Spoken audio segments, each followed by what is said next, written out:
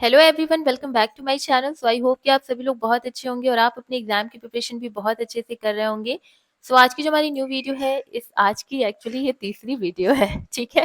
सो इस वीडियो में हम लोग बात करेंगे हमारे BSc fifth semester geology paper 2 से unit 3 classification and general characteristic of vertebrate, जिसमें हम पाइसेज एंड एम्फीबियन से रिलेटेड मोस्ट इंपॉर्टेंट 30 क्वेश्चंस पढ़ेंगे अकॉर्डिंग टू योर सिलेबस। ठीक है, तो तुम्हारे सिलेबस के अकॉर्डिंग ही मैं बातें करूंगी। ओके, तो पहले वीडियो में बढ़ने से पहले let's summarize whole unit for you, जिससे और इजीनेस हो और क्वेश्चन और अच्छे से आप सॉल्व कर पाओ। ठीक है, तो देखो पाइसेस एंड एम्फीबियंस हमें पढ़ना है। मैं एक एक लेटर ही लिखूंगी, आप बस नोट डाउन करते रहना। देखो, जब मैं पाइसेस की बात करती हूँ तो मोस्टली जो पाइसेस होती हैं, मोस्टली क्या मतलब सभी की सभी एक्वेटिक होती हैं, है ना। इनका हैबिटेट एक्वेटिक होता है। मैराइन और फ्रेश वाटर में ये आपको देखने को मिलेंगी। ठीक है, खारे पानी में, मीठे पानी में। उसके अलावा जो हमारे एम्फीबियंस होते हैं ये प्राइमरली टेरिस्ट्रियल होते हैं। ठीक है, they are terrestrial but they can return to the water for reproduction. Reproduction के टाइम पे ये वाटर में भी चले आते हैं। तो एक्चुअली में आप इन्हें बोथ जगह देखते हो, टेरेस्ट्रियल एंड एक्वेटिक लाइफ, ये दोनों ही शो करते हैं। तो हैबिटेट इनकी दोनों है। एम्फी मतलब भी दो होता है। ठीक है, एक लैंड पे और एक वाटर में। ठीक है, समझ आ गया। दूसरा कि जो हमारी फिशेज होती हैं इनकी बॉडी पे आपको स्केल्स देखने को मिल सकता है, आपको स्लाइम्स देखने को मिल सकता है, म्यूकस देखने को मिल सकता है। वहीं पर जो हमारे एम्फीबियंस होते हैं ये एम्फीबियंस मॉइस्ट स्किन शो करते हैं।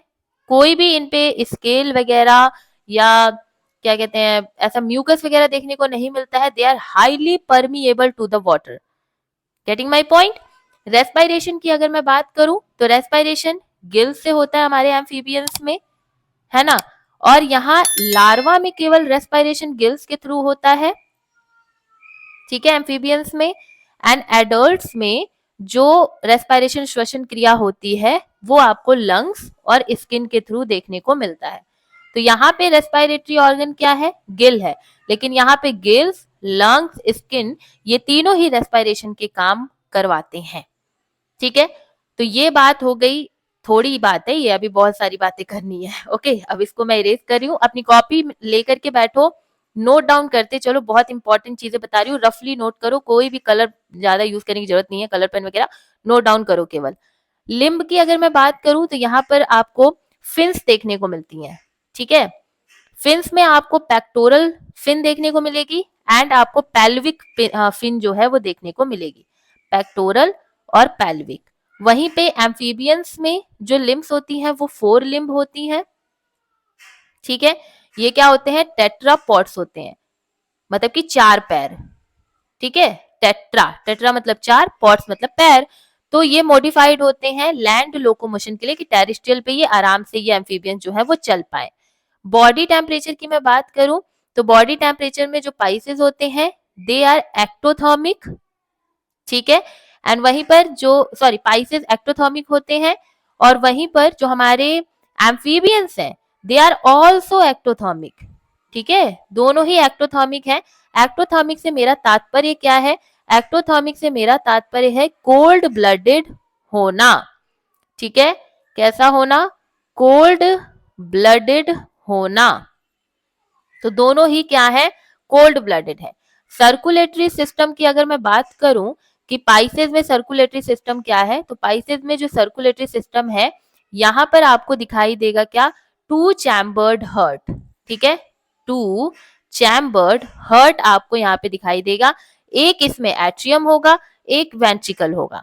वहीं हमारे एम्फीबियंस में 3 चैम्बर्ड हर्ट देखने को मिलेगा और इस 3 चैम्बर्ड में 2 एट्रिया होंगे और एक वेंट्रिकल होगा। यहाँ एक एट्रिया, एक वेंट्रिकल, यहाँ पर 2 एट्रिया, एक वेंट्रिकल।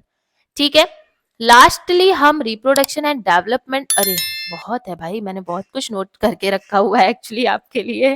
ठीक है, ये चीज नोट डाउन कर लिया आप लोगों ने। अब और डिफरेंसेस हम देखते हैं। तो और डिफरेंसेस में हम देखेंगे रिप्रोडक्शन इनका। रिप्रोडक्शन में हम बात करेंगे, ठीक है, रिप्रोडक्शन में हम क्या देखेंगे कि जो भी हमारा पाइसेस है इनमें रिप्रोडक्शन कैसा होता है, एक्सटर्नल फर्टिलाइजेशन आपको देखने को मिलता है। एम्फीबियंस में भी एक्सटर्नल फर्टिलाइजेशन ही देखने को मिलेगा, ठीक है। मोस्टली वाटर में जब रहेंगे तो कुछ जो है वो इंटरनल फर्टिलाइजेशन भी शो कर देते हैं। डेवलपमेंट की अगर मैं बात करूं तो पाइसेज में डायरेक्ट डेवलपमेंट होता है, मतलब कि कोई मेटामॉर्फोसिस नहीं होगी। यहाँ एम्फीबियंस में इनडायरेक्ट डेवलपमेंट होता है, लार्वल स्टेज पाई जाती है इसमें, ठीक है। और मेटामॉर्फोसिस होगी लार्वल स्टेज की, तभी जाके वो एडल्ट में चेंज होगा। मतलब क्या कि लार्वल स्टेज से एडल्ट बनेगा और बीच में आपको यहाँ पे मेटामॉर्फोसिस भी दिखाई देगा। तो इनडायरेक्ट डेवलपमेंट आपको देखने को मिलता है। उसके अलावा नर्वस सिस्टम की अगर मैं बात करूं तो नर्वस सिस्टम इनका सिंपल ब्रेन होता है, इनमें बेसिक स्ट्रक्चर पाए जाते हैं। इनमें थोड़ा सा मॉडिफाइड हो जाता है नर्वस सिस्टम, सेंसरी ऑर्गन्स पाए जाने लगते हैं, ठीक है। एक्सक्रीटरी सिस्टम की बात करूं तो एक्सक्रीटरी सिस्टम में किडनीज आपको देखने को मिलती हैं। पाइसेज में एक्सक्रीशन के लिए अमोनिया मेनली एक्सक्रीट होता है, यहाँ पर भी आपको किडनी दिखाई देगी। और यहाँ पे यूरिया और एमोनिया दोनों ही आपको बाहर निकलते हुए दिखाई देगा। It depends on the habitat, ठीक है। आई जो होती है, आईज आंखें, पाइसेज में यहाँ पे आईलिड पाई जाती है, ठीक है। और यहाँ पे वेल डेवलप्ड लोब्ड आईलिड पाई जाती है, जिसे कि आप निक्टेटिंग मेम्ब्रेन भी कहते हो। तो ये भी प्रेजेंस काफी ज्यादा इंपॉर्टेंट, ठीक है, निक्टेटिंग मेम्ब्रेन। अब एग्जाम्पल में पाइसेस के आप गोल्ड फिश देख लो, ट्यूना देख लो, सैल्मन देख लो, सार्क देख लो। एम्फीबियंस में आप फ्रॉग देख लो, टोड्स देख लो, न्यूट्स देख लो, सैलमेंडर्स देख लो। तो ये सब आपके एग्जाम्पल हैं। Pisces क्या है? They are fully aquatic animals that primarily uses gills for respiration and have fins for locomotion. They undergoes external fertilization and typically do not undergoes a metamorphosis life cycle. वहीं पर जो amphibians हैं, they are primarily terrestrial and as adult but requires water for reproduction. They exhibit a metamorphosis life cycle, transitioning from a larval form with gills to an adult form with lungs. They also have more specialized skin and more complex circulatory system compared to the fishes. Am I clear with all these points? Okay, बहुत कुछ बता दिया। अब question solve करते हैं, ठीक है। चलो, which of the following is a characteristic feature of Pisces? तो Pisces का आपको कैरेक्टरिस्टिक फीचर बताना है। देखो, स्केल की प्रेजेंस बिल्कुल होती है, गिल की प्रेजेंस बिल्कुल होती है, दो चैम्बर्ड हार्ट बिल्कुल होता है। So the answer is all of the above. Presence है स्केल्स की, श्वसन के लिए फेफड़े भी हैं, गिल्स मतलब, एंड द्विअगामी हृदय भी है, इसीलिए उपयुक्त सभी हमारा राइट आंसर बन जाता है। Which type of skeleton is present in class Chondrichthyes? आपको पता होगा कि पाइसेस जो है वो दो क्लासेस में बटी हुई हैं, Chondrichthyes and Osteichthyes. Let's talk about this, okay. कुछ भी नहीं छोड़ेंगे हम, कुछ भी नहीं, एकदम आपको पूरा तैयार करके भेजेंगे हम, जिससे कि आपका एक पोर्शन ना छूट जाए। तो कॉन्ड्रोइक्थिस एंड ऑस्टियोइक्थिस, इसकी बात करते हैं। आप बस चैनल को सब्सक्राइब कर लो यार, प्लीज जल्दी से जल्दी 50 के सब्सक्राइबर करा दो। बहुत एक्साइटेड हूँ मैं सच में वो 50 के देखने के लिए। चलो, कॉन्ड्री एक्थिस में क्या होता है? देखो, कॉन्ड्री मतलब ही होता है कार्टिलेजिनस। तो यहाँ पर जितनी फिशेज होंगी ना वो कार्टिलेज से बनी होंगी। कार्टिलेजिनस लिखने से अच्छा मैं कार्टिलेज लिख दूं, है ना, वो ज्यादा अच्छा होगा। तो यहाँ पे कार्टिलेज से बनी होंगी, यहाँ पर ये बोन्स से बनी होंगी। कॉमन एग्जाम्पल यहाँ पर शार्क वगैरह हो गए, स्कैटर्स हो गए, काइमेरा हो गया, काइमेरा, ठीक है।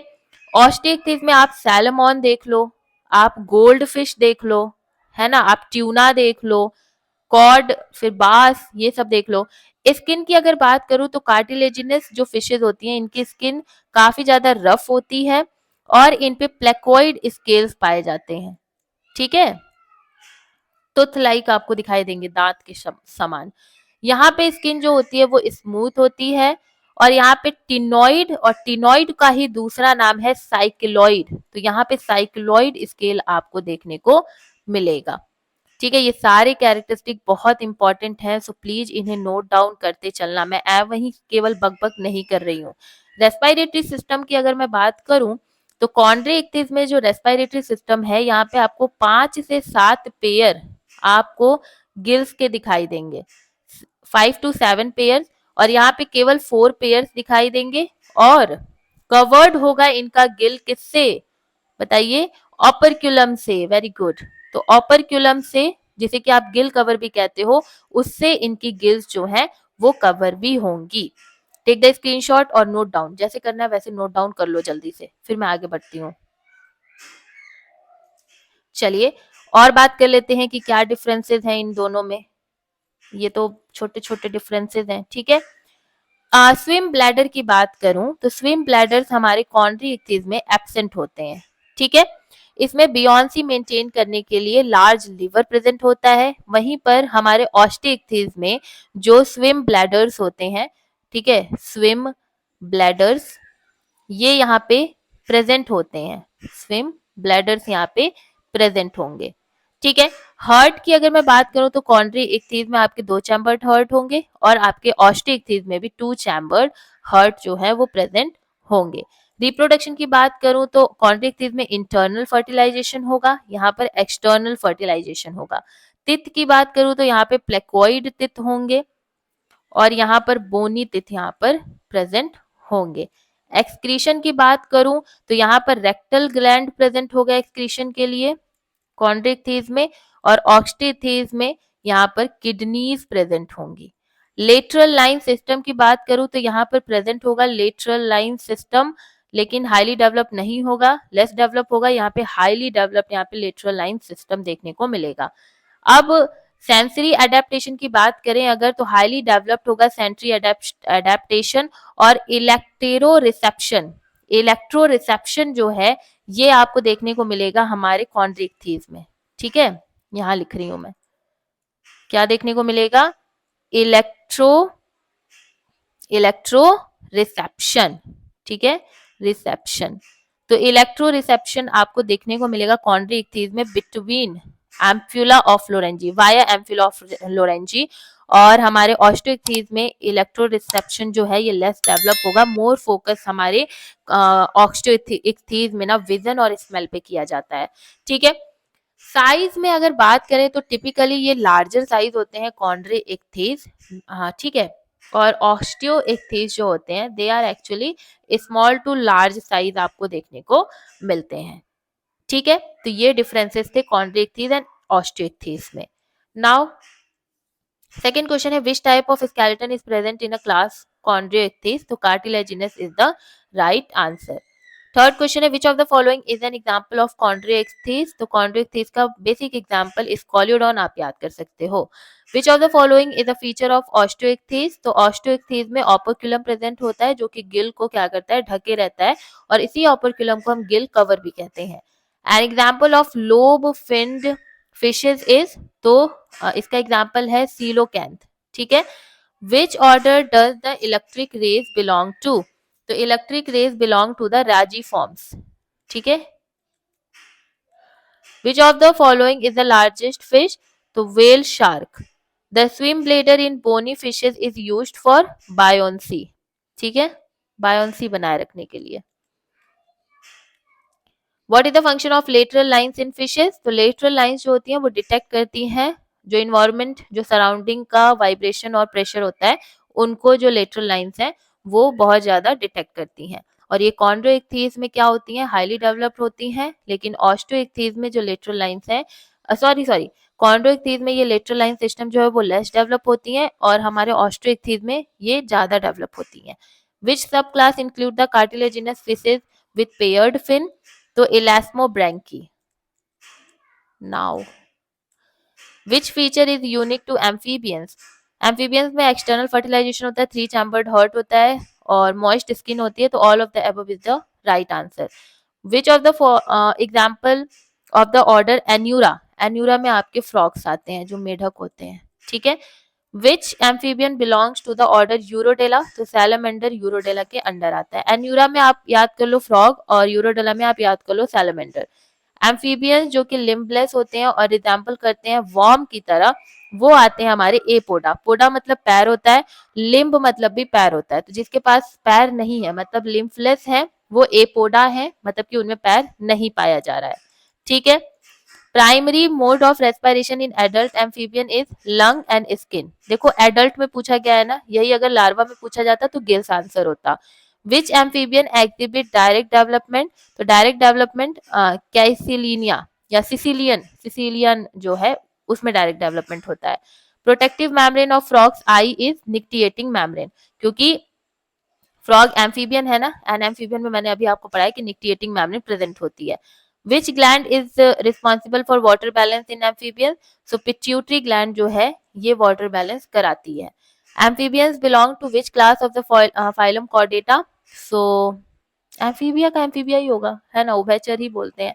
तो the next question is the process of hibernation in frog occurs during winter, ठीक है। तो ठंडी में ही आपको जो शीत काल होती है उसमें आप देखते हो कि मेढक हाइबरनेशन में चले जाते हैं। एग्जाम मतलब इसका ट्रिक एक ऐसे है, वॉट याद कर लेना। वॉट में W is indicating your winter and H मतलब हाइबरनेशन, तो वॉट में आप ऐसे याद कर सकते हो, ठीक है। उसके अलावा कोई अगर आपके पास ट्रिक हो तो आप याद कर लो, कोई दिक्कत नहीं है। What is neoteny, neoteny retention है लार्वल कैरेक्टरिस्टिक का, ठीक है। नियोटेनी क्या है, लार्वल कैरेक्टरिस्टिक का रिटेंशन है हमारे एडल्ट फॉर्म में, एडल्ट स्टेज में। So the first is your right answer. Paedogenesis क्या है, तो पेडोजेनेसिस रिप्रोडक्शन है लार्वल स्टेज में। जब लार्वल स्टेज में ही ऑर्गेनिज्म रिप्रोड्यूस करने लगते हैं तो उसे हम लोग पीडोजेनेसिस कहते हैं, ठीक है। विच एम्फीबियंस एग्जिबिट नियोटेनी, तो एक्टोटोटल लार्वा में आपको नियोटेनी देखने को मिलता है। Now which what triggers neoteny in amphibians, so low iodine level जो है, कम आयोडीन स्तर जो है ये नियोटेनी को बढ़ावा देता है। Which of the following organism can exhibit paedogenesis, तो पीडोजेनेसिस आपको सैलमेंडर एंड इंसेक्ट्स में देखने को मिलेंगे। पीडोजेनेसिस एम्फीबियंस में परमानेंट होते हैं कुछ स्पीसीज में, बिल्कुल एकदम प्रजातियों में ये स्थलीय हो जाते हैं, पूरी लाइफ साइकिल जो होती है वो पीडोजेनेसिस कहलाती है कुछ स्पीसीज में, ठीक है। Which hormone is involved in the separation of metamorphosis leading to the neoteny, तो thyroxine, because it is related to iodine, है ना। The axolotl larva transforms into an adult under the influence of, increase कर दो iodine के level की वजह से ही तो भाई वो एक्सोटोटल लार्वा लार्वल स्टेज में रिप्रोड्यूस करने लग रहा है, उसे ज्यादा आयोडीन का लेवल दे दो, वो आराम से मेटामॉर्फोसिस कर लेगा, ट्रांसफॉर्म हो जाएगा एडल्ट में, ठीक है। Which of the following is not a characteristic of neoteny, तो नियोटोनी में रिटेंशन होता है गिल्स का, एडल्ट में बिल्कुल हाँ। Ability to reduce reproduce in larval form, बिल्कुल हाँ। Presence of fully developed lungs, बिल्कुल नहीं, कोई लंग्स का डेवलपमेंट नहीं होता लार्वल फॉर्म में, तो this is the right answer, ठीक है। Which order of amphibians is most likely to exhibit neoteny, तो Urodela is your right answer. Okay, so this is all about the most important 30 question from this unit also, and that's all about today। 3 videos मैंने आज आपको provide कर दी हैं, बहुत मेहनत लगी भाई, ठीक है। तो प्लीज़ अगर आप चैनल पर न्यू है तो प्लीज़ चैनल को सब्सक्राइब जरूर करिए और शेयर करिए अपने जूनियर्स, कलीग, सीनियर, क्लासमेट सबके पास। और मिलते हैं नेक्स्ट वीडियो में, तब तक के लिए हंसते रहिए, मुस्कुराते रहिए, चैनल को सब्सक्राइब करते रहिए, शेयर करते रहिए। Bye bye, take care, be happy, bye bye.